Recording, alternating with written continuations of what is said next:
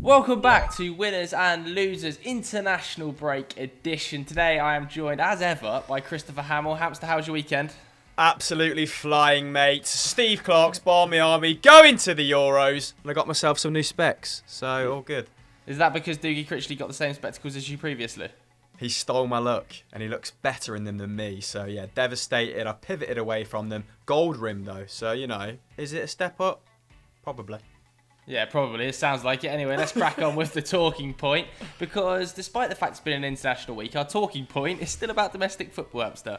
Yes, as suggested by Sebastian Eads. And that's because they lost 3 first-team players to injury over the first 2 games of this 3-game match week. Liverpool fans are absolutely spitting because they are dropping like flies, aren't they? Not just squad players, important components of the side. Firstly, Joe Gomez and that patella tendon, an injury that classically keeps players out for about 6 to 8 months. So a really ugly one, that. And not his first on international duty either. He did his ACL back in 2015 while representing England's under-21. So a bit of a cursed period for him whilst representing the 3 Lions, and he's recently had surgery, hasn't he? Like Van Dijk, they got him under the knife pretty quickly, and we'll keep you updated on what that means for Liverpool's centre-back situation. But after Gomez, more bad news came for Liverpool fans, this time from Egypt, where Mo Salah returned 2 positive COVID-19 tests, meaning he now has to isolate for 2 weeks unless he can produce a negative test. Which doesn't seem likely after testing positive twice. And then bad news this time emerged from the Scotland camp, where Steve Clark revealed that Andy Robertson had injured his hamstring, which is unsurprising given the amount of turf that guy covers. The severity not yet known. Okay, so we wait on bated breath for that one. He said after the game, though, my hamstring seized up in the second half of extra time. I had a bit of cramp in my left one, so I was just a bit worried. So maybe a little bit precautionary on that front. And of course, yesterday, Jordan Henderson hauled off at half-time with what Gareth Southgate described as a hamstring injury. Oh, very in keeping with the rest of the sort of muscle injuries the top teams are experiencing in the Premier League. So, Joe, do you want to give us a rundown of the full injury list? Because it is extensive, isn't it?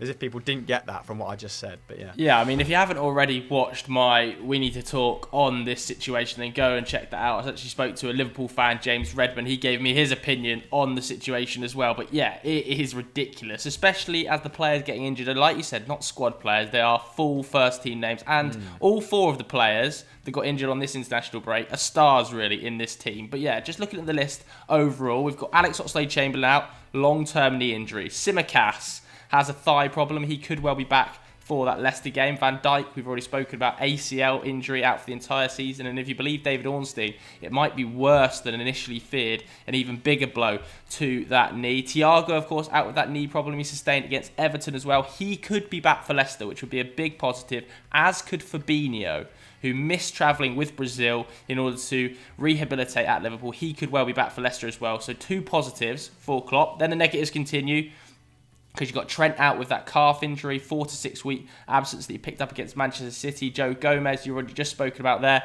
with the knee patella. Salah, Robertson and Henderson all picking up injuries during this. Next up, they've got Leicester as well, table-topping Leicester, which is a big fixture in this season. And I was looking at Liverpool's fixture list just before we started filming this, and they've actually play a game every 3 days or 4 days now until January the 2nd.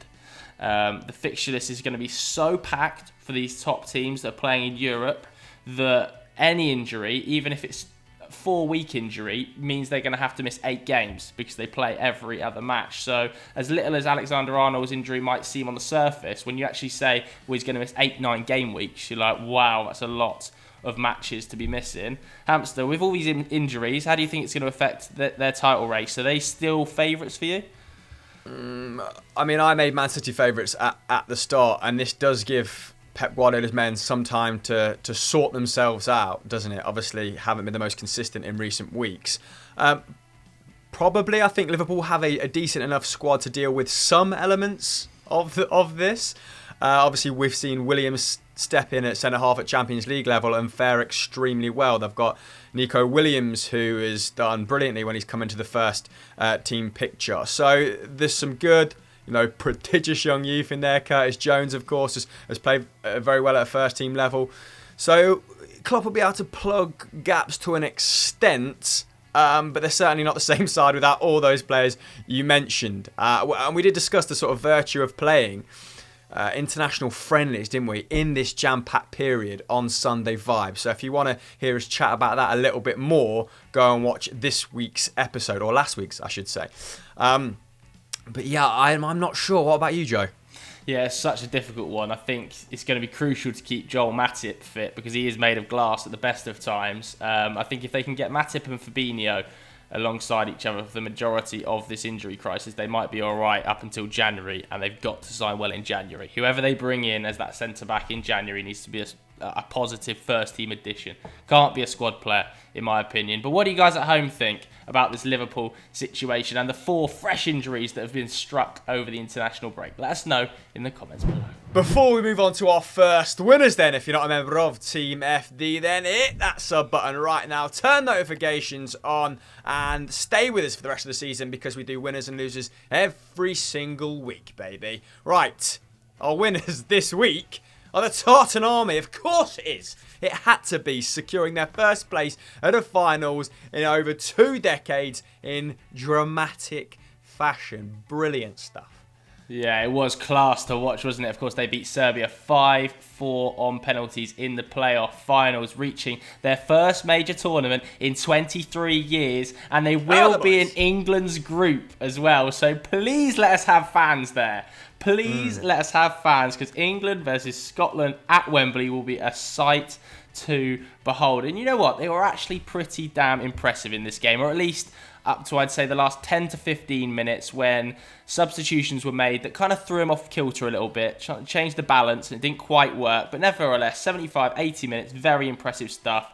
Luka Jovic obviously took advantage of that sort of unbalance. Very good header, I think, actually, heading it down into the turf.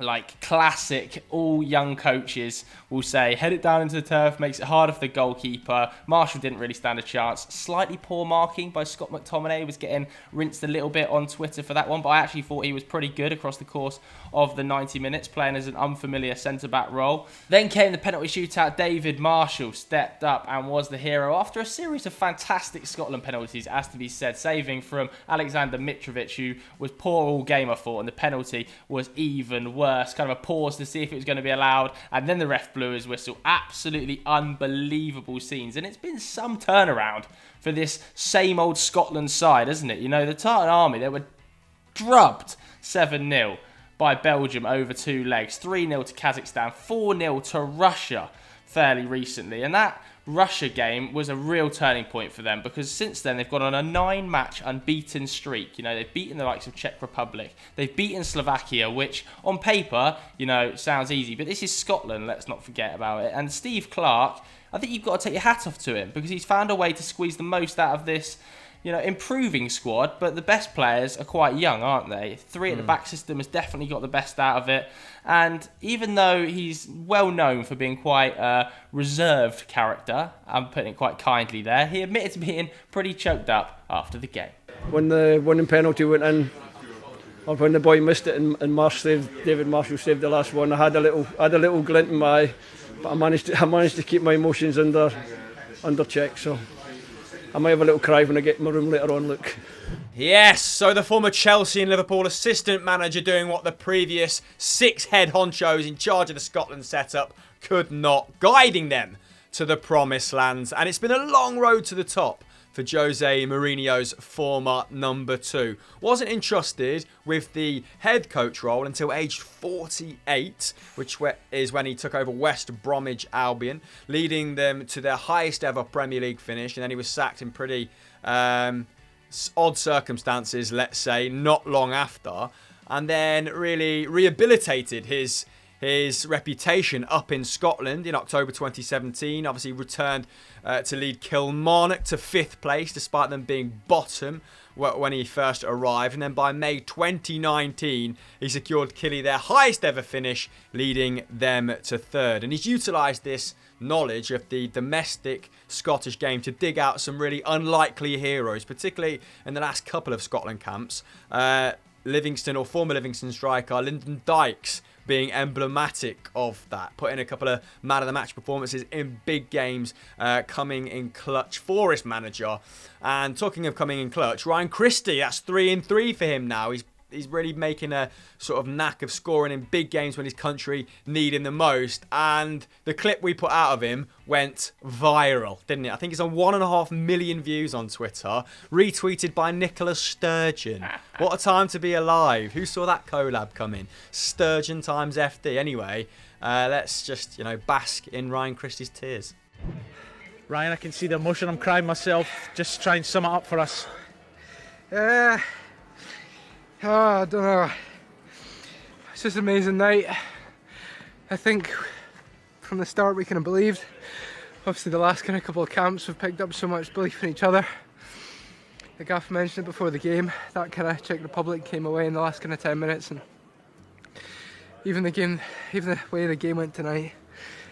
Kind of conceding that late equaliser and still digging in, and then penalties, away from home, and Big Marsh again comes up. Amazing, unbelievable.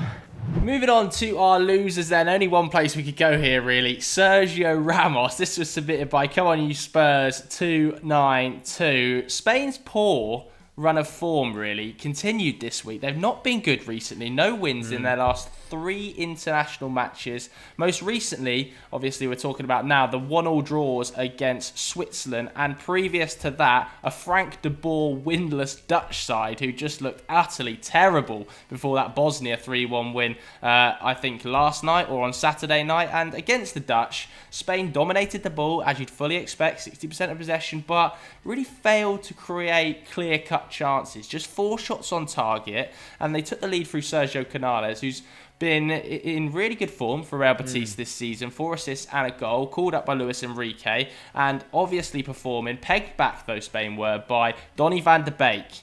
Scored his first goals for Holland this week, in back-to-back games, actually, I believe. But this match between Spain and the Dutch, as poor as Spain were, was really overshadowed by another injury. Another domestic problem in the Premier League, this time to Nathan Ake, sustained what looked like a fairly serious, as to be said, hamstring injury in just the 6th minute. He could barely walk off the pitch. So he's going to be out for a very sustained period of time, I would say at least 4 to 6 weeks. Not good news for Pep Guardiola. Obviously, earlier in the week, he was hammering the Premier League, wasn't he? And saying, England have a real problem with thinking they're special and not using the 5 substitutes rule. In fact, let's give it a listen right now.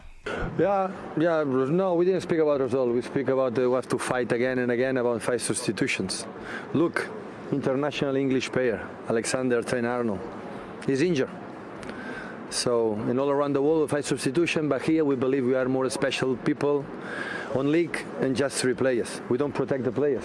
Yeah, back to Spain then. Let's round off this point by bringing it back to Luis Enrique's men, because it was another draw for them, like you said, Joseph. But this one should definitely have been a victory. They should have secured all the points here with a win against Switzerland. Sergio Ramos missing 2 penalties, Jesus, which proved extremely costly. Switzerland have been god-awful, by the way, in 2020. 0 wins in 7 attempts. I know it's been a disrupted calendar, but still, they're normally pretty useful at international level, so a poor run of form for them by their decent standards.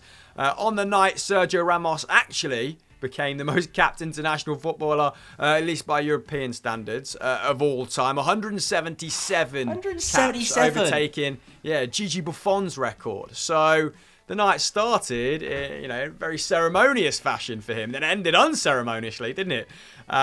When he missed those 2 pens. But let's start with some of his good work in his own box first, because he did clear one off the line. Remo Freuler, this was after Switzerland took the lead through Remo Freuler as well. But then he went from hero to villain. Good save by Sommer for the first one. Tried the Panenka for the second one. I'm not quite sure why. The man plays by his own rules, doesn't he? And they are actually Jan Sommer's first 2 penalty saves as a goalkeeper at international level. So he'll be absolutely delighted. And it was a big week for Ramos. And he's ended it in a tumultuous fashion, hasn't he? He's set to announce his future with Real Madrid amid big rumours to PSG. His contract is expiring this summer.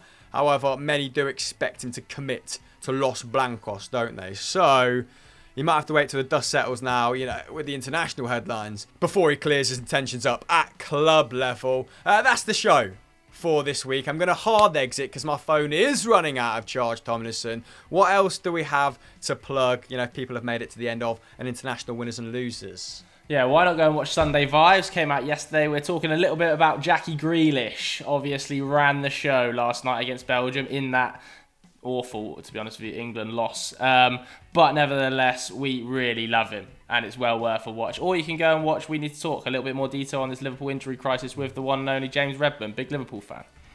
Yeah, Harry Kane was pretty useful against Belgium, wasn't he? Just did everything but hit the back of the net. And if you want to know how he sort of clawed his way to being the Premier League's top striker once more, go and check out Michael McCubbin's explained video that went out on Saturday, along with the top 10. You may have missed it, but you don't want to because it's very informative and very good. Apart from that, bye.